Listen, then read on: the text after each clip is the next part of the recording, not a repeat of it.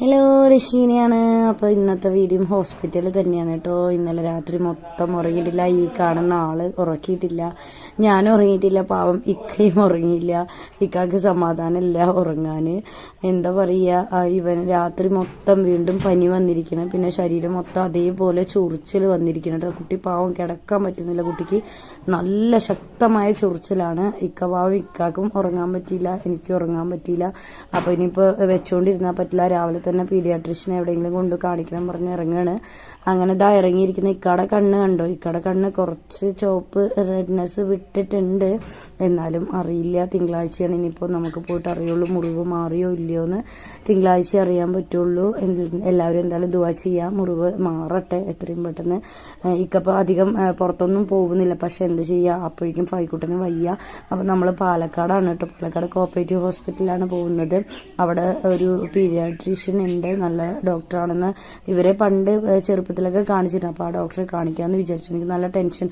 കുട്ടി രാത്രി ഒന്നും ഉറങ്ങില്ല. ദേഹം മൊത്തം ചൊറിച്ചിലാണ്, നല്ലപോലെ ചൊറിച്ചിൽ. പിന്നെ കൈ മൊത്തം തൊലി ഇളകി പോവുകയാണ്. അപ്പോൾ എന്തായാലും ഇനി വെച്ചുകൊണ്ടിരുന്നാൽ ശരിയാവില്ല. അത് പറഞ്ഞ് അങ്ങനെ നമ്മൾ ഇന്ന് ഹോസ്പിറ്റൽ വീഡിയോ ആണ്. ഫൈക്കുട്ടനെ കാണിച്ച് കുഴപ്പങ്ങളൊന്നുമില്ല, ഡോക്ടറെ കാണിച്ച്. അപ്പോൾ ഡോക്ടർ പറഞ്ഞു ഇപ്പോൾ കുഞ്ഞുങ്ങൾക്കെല്ലാം വരുന്നുണ്ട്, ഈ ചൂട് സ്റ്റാർട്ട് ചെയ്തതിൻ്റെ പനിയാണ്. തൊണ്ടയിലും നീർക്കെട്ടായിട്ട് തൊണ്ടയിലും ഇൻഫെക്ഷൻ ഉണ്ട്. അപ്പോൾ കുഴപ്പമില്ല, ബ്ലഡ് ടെസ്റ്റ് ഇനി വേണ്ട, അന്ന് ചെയ്തതുണ്ടല്ലോ. ഇനിയിപ്പോൾ ആ മരുന്നൊന്നും കൊടുക്കണ്ട, വേറെ മരുന്നുകൾ എഴുതി തന്നു, അത് കൊടുത്താൽ മതി, ഓക്കെ ആവും. ചൂട് അധികം വെയിലത്ത് വിടണ്ടെന്ന് പറഞ്ഞു. പിന്നെ സ്കൂളിലോട്ടും വിടണ്ടെന്ന് പറഞ്ഞു. അപ്പോൾ നല്ല കെയറിങ് കൊടുത്താൽ മതി പറഞ്ഞു. ഞങ്ങൾ കണ്ടോ ടോക്കൺ നമുക്ക് 33 കേട്ടോ കിട്ടിയത്. അപ്പോൾ അങ്ങനെ ചൂട് അവിടെ ഒന്നും ഇരിക്കാൻ പറ്റില്ല. പിന്നെ അവിടെ പൊതുവെ സ്ഥലം കുറവാണ്. അപ്പോൾ എല്ലാവരും കൂടെ ആകുമ്പോൾ ഇരിക്കാൻ പറ്റുന്നില്ല. അപ്പോൾ ഞങ്ങൾ മരത്തിൻ്റെ ചുവട്ടിൽ വന്നിട്ട് ഇരിക്കുകയായിരുന്നു കേട്ടോ. ഫൈക്കുട്ടൻ അവിടെ കളിപ്പാട്ടവും അതും ഇതുമൊക്കെ കണ്ടിട്ട് വേണമെന്ന് പറഞ്ഞിട്ട് ഇക്കാനെ ഒരേ ഇടങ്ങേറാക്കി.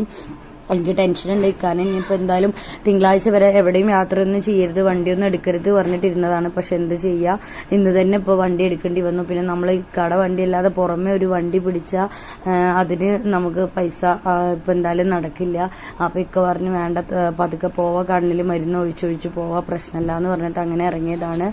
അപ്പോൾ ഫൈക്കുട്ടന് കുഴപ്പങ്ങളൊന്നും ഇല്ല എന്ന് പറഞ്ഞപ്പോൾ സമാധാനമായി. അങ്ങനെ നമ്മൾ മരുന്ന് വാങ്ങാൻ ഇറങ്ങിയതാണ് കേട്ടോ. മരുന്നുകൾ കുറേ എഴുതി തന്നിട്ടുണ്ടായിരുന്നു. ഇനി നമ്മൾ ആദ്യം നമ്മളിവിടെ അടുത്ത തൊട്ടുള്ള ഹോസ്പിറ്റലിൽ, ഗവൺമെൻറ് ഹോസ്പിറ്റലിലാണ് കാണിച്ചത്.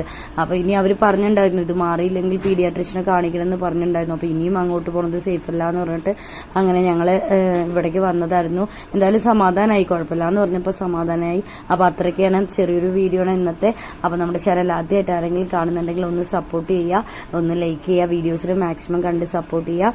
നമുക്ക് വേണ്ടി പ്രത്യേകം ദുആ ചെയ്യുക, കൂടെ നിൽക്കുക കേട്ടോ.